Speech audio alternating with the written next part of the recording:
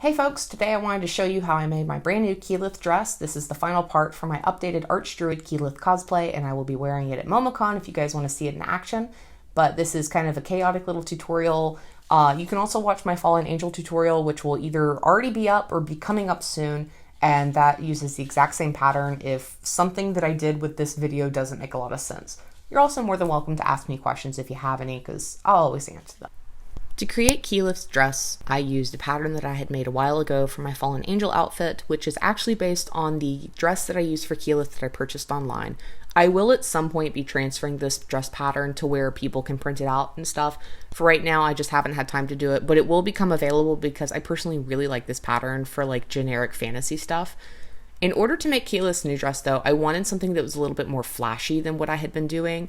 I've been slowly upgrading this cosplay, and for the dress I wanted something that would pop. So for that, I purchased an ungodly amount of taffeta and some really fancy lace. I traced my pattern onto the taffeta, and at first I was going to use a different kind of lining for the dress, but then I realized I had so much of the taffeta and I really like the texture and the flow of it that I decided to use that for the lining as well. Especially since I'd be wearing pants underneath it, I didn't worry too much about see-through. From there, I traced my pattern onto the lace so I can make identical patterns because my lace would be going on top of the taffeta.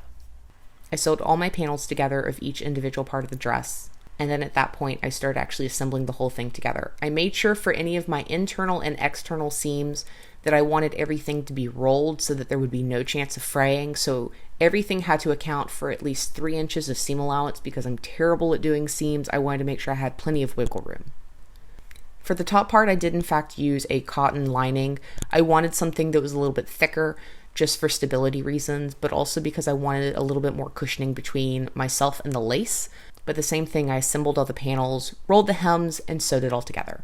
For the skirt part of the dress, I actually just have a zipper in the back to make it very easy to slip on and off. For the top part, there's a buckle, and then the actual straps that go around the neck are just tied. It's a really good fabric, so it ties very, very well, and I don't have to worry about it becoming loose. I wound up running around a park for about 5 to 6 hours in this, and I had no issues. If anything, the knot actually got tighter, and it was kind of hard to take off later on. But here is the final look with the lovely cloak that I made included. I'm really proud of the dress, and I'm proud of how far Keyleth has come. Thanks for watching the video. As always, if you have any questions, leave them down below in the comments, and I hope you all have a great day, and I will see you all next time.